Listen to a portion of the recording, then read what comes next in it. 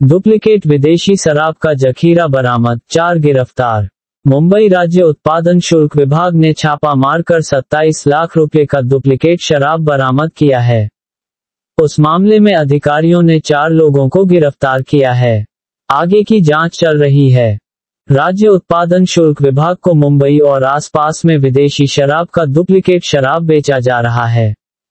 ऐसी खबर मिलने के बाद अधिकारियों ने नजर रखना शुरू किया। उनको पता चला कि विदेशी डुप्लीकेट शराब की ऑनलाइन बिक्री की जा रही है।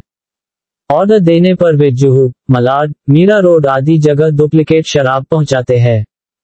ऑटो रिक्शा में विदेशी स्कॉच के विविध ब्रांड को अधिकारियों ने जब्त किया, जिसकी कीमत 27,73,504 रुपये है। इस मामले में अधिकारियों ने नरसी पर्वत बभड़िया, भरत गणेश पटेल, विजय शंकर यादव और दिलीप देसाई को गिरफ्तार किया। आगे की जांच की जा रही है। बाईट।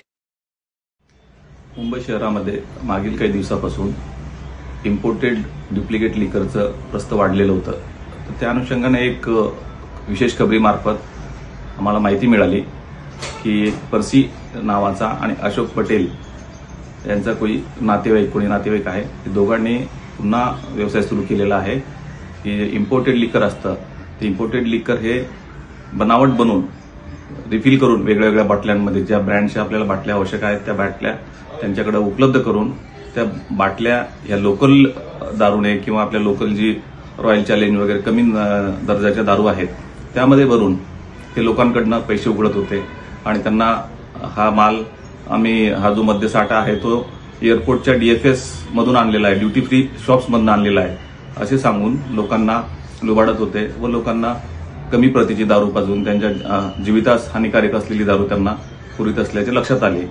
त्यानंतर आम्ही यावरती सापळा रचून या सर्व त्रिकुटांना आम्ही ताब्यात घेतलं आणि त्यांच्याकडनं जवळपास 125 बॉटल्स ज्या इम्पोर्टेड ज्यांची किंमत 10-20 हजाराच्या वरतीच आहे, तर 1 लाखापर्यंत किमतीच्या बॉटल्स आम्ही जप्त केलेल्या आहेत।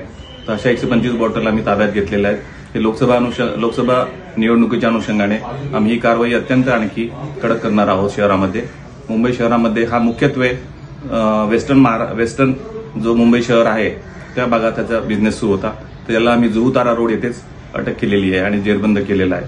तर अशा कारवाया पुढे सुरू राहणार आहेत। तर मुंबईकरांना एक आव्हान आहे की फक्त दुकानातच दारू आहे ती घ्यावी आपण, अन्यथा असे बरेचसे शहरामध्ये लोक आहेत की ते अनधिकृत दारू, डुप्लिकेट दारू आपल्याला देऊ शकतात, जेणेकरून आपल्याला आपल्या शरीरास अपायकारक राहील। धन्यवाद।